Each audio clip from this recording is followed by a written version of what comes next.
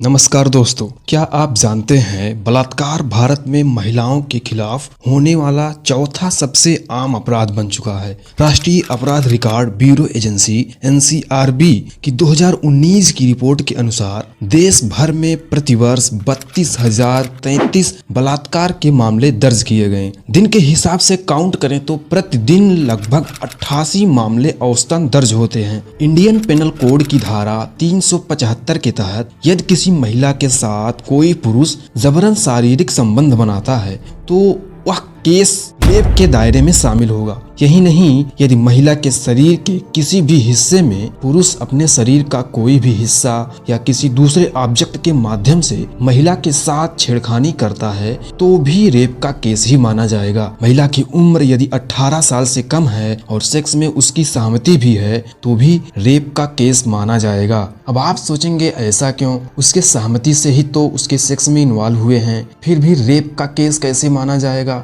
ऐसा इसलिए होता है क्योंकि हो सकता है आप उसे डरा धमका कर सहमति बनाई हो या उसके किसी नजदीकी यार, दोस्त या परिवार को जान से मारने की धमकी देकर सहमति बनाई हो, तो इस प्रकार की सहमति नहीं मानी जाएगी। ऐसा संबंध बनाने से रेप के केस के दायरे में आ जाएंगे। एनसीआरबी की रिपोर्ट 2023 के अनुसार पिछले 5 वर्षों के दौरान गुजरात में लगभग 40,000 से अधिक महिलाएं लापता हो गईं।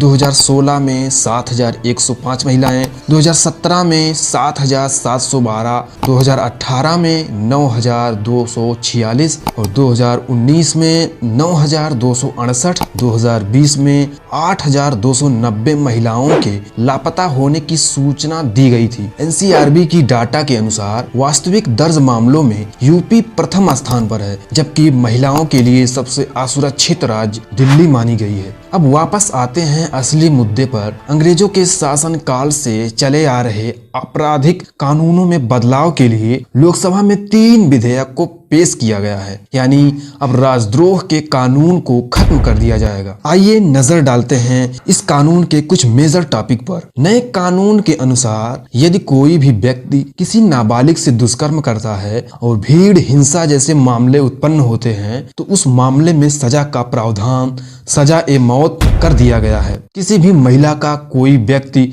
उसकी निजी तस्वीर को वायरल करता है तो पहली बार दोषी को 1 से 3 साल तक कैद व जुर्माना, यदि दोबारा वही गलती करता है तो 3 से 7 साल तक सजा के साथ जुर्माने का भी प्रावधान है। 18 साल से कम की उम्र में नाबालिग से दुष्कर्म होने के केस में मौत की सजा का प्रावधान हो गया है और सामूहिक दुष्कर्म के मामले में 20 साल या आजीवन कारावास की सजा का प्रावधान किया गया है। धारा 377 को अब खत्म कर दिया गया है। पहले यह निर्धारित था यदि कोई भी पुरुष किसी महिला के साथ शारीरिक संबंध बनाता है तो उसे आजीवन कारावास या 10 साल की सजा व जुर्माना भी लगता था, लेकिन अब नए कानून के तहत पुरुषों के खिलाफ सहमति से समलिंगी संबंध के लिए सजा का प्रावधान नहीं होगा। यानी यदि आप किसी भी महिला के साथ उसकी सहमति से उसके सेक्स में इन्वॉल्व हो रहे हैं तो आपके ऊपर कोई भी सजा का प्रावधान नहीं होगा। 3 प्रमुख कौन कौन से कानून हैं जो संसद में पेश किया गया है,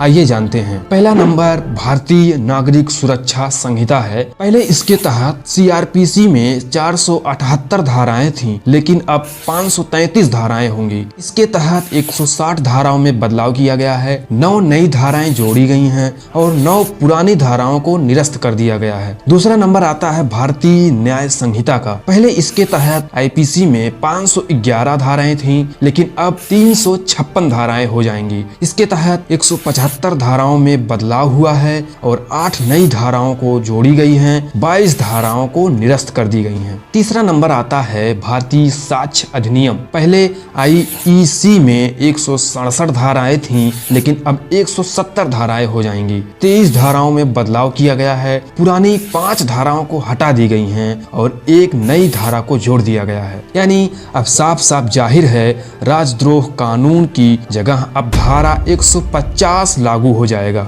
धारा 150 के तहत भारत की संप्रभुता, एकता, अखंडता को खतरे में डालने वाले आपत्तिजनक कथन, लेखन, ऑडियो, वीडियो या अन्य अन्य किसी साधन से विद्रोह या विध्वंसक गतिविधियों को प्रेरित करती हैं तो इसकी सजा 3 साल से बढ़ाकर 7 साल तक कर दिया गया है। इसके साथ साथ और भी बदलाव किए गए हैं, लेकिन सबसे बड़ा जो मेगा प्रोजेक्ट आने वाले समय में देखने को मिल सकता है, अदालतों को 2027 तक ऑनलाइन मोड में कर दिया जाएगा। उसके तहत 0 FIR कहीं से भी रजिस्टर की जा सकेगी। गुनाह कहीं भी हो, FIR देश के किसी भी हिस्से में दर्ज की जा सकेगी। कैसा लगा ये नया कानून, कमेंट करके जरूर बताइएगा। ऐसे ही इंफॉर्मेटिव वीडियो को जानने के लिए चैनल को जरूर सब्सक्राइब कर लें। फिर मिलते हैं एक नए इंफॉर्मेटिव वीडियो के साथ, तब तक के लिए नमस्कार।